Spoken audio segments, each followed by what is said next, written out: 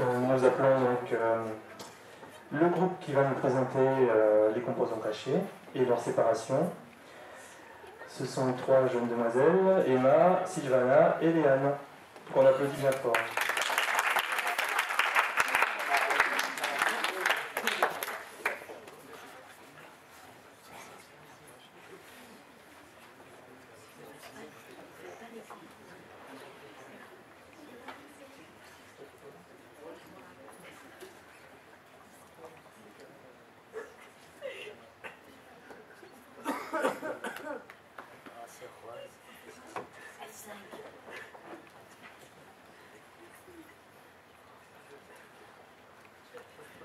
Donc on va vous parler des composants cachés et des manières dont on peut les séparer.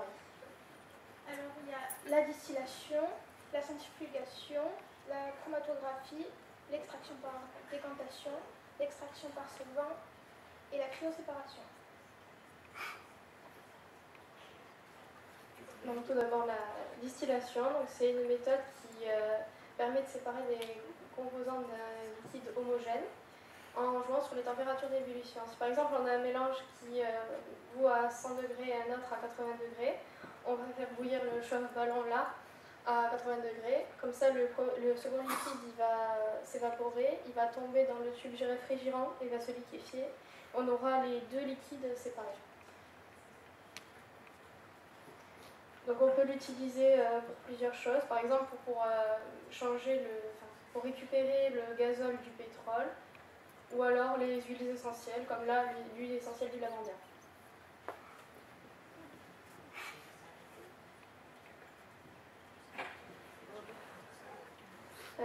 La décantation,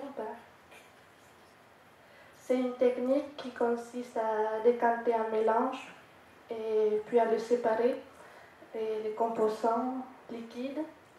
En fait, ça consiste à attendre que les deux liquides se divisent. Là, il y a de la vinaigrette, là, il y a l'huile. Ça, c'est la phase aqueuse et ça, c'est la phase organique. Et après, à l'aide d'une ampoule à décanter, on va les séparer.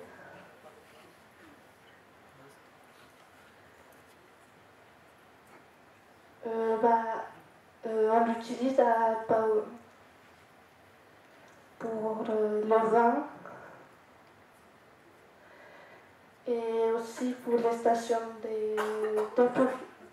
d'épuration. La centrifugation est une technique qui a pour principe de faire tourner le mélange à une vitesse rapide. Ça permet aux éléments après de descendre.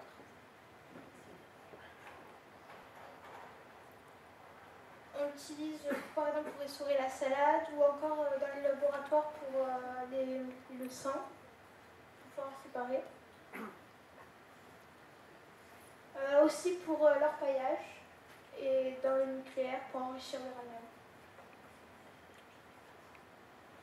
Donc la chromatographie, c'est une technique qui s'est utilisée pour séparer les différents colorants d'un mélange. Donc c'est selon leur affinité, les colorants vont plus ou moins monter.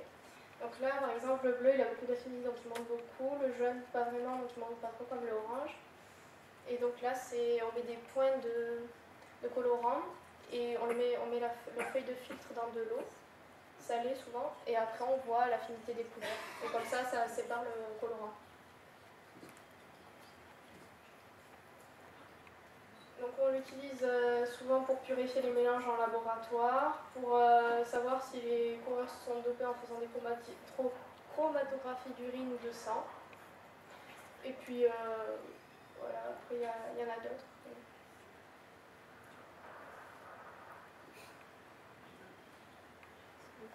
Alors, l'extraction par solvant, elle sert à séparer les différents liquides à l'aide d'un solvant.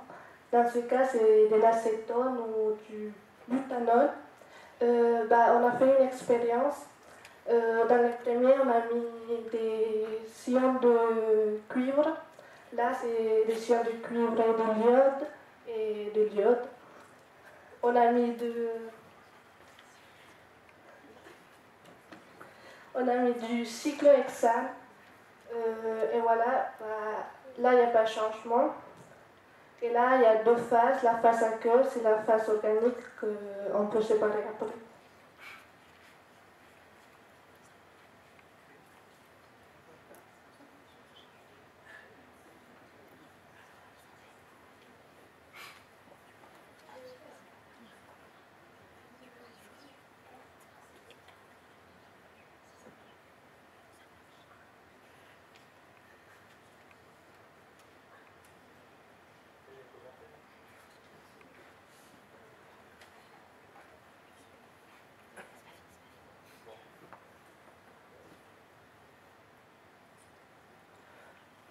Elle est utilisée pour purifier le sel d'uranium.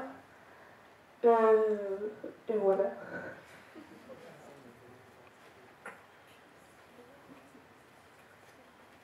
La cryoséparation est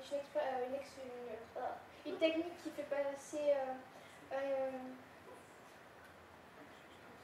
une substance de l'état gazeux à l'état liquide. Au visateur, on a pu vérifier pour le dioxygène, car s'il y a eu une flamme.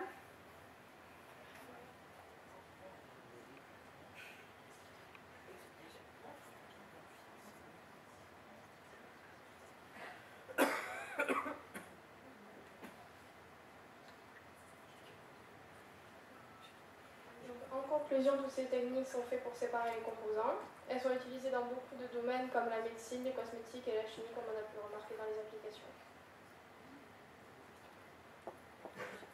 Là, voilà, c'est bien, si vous pouvez aller voir.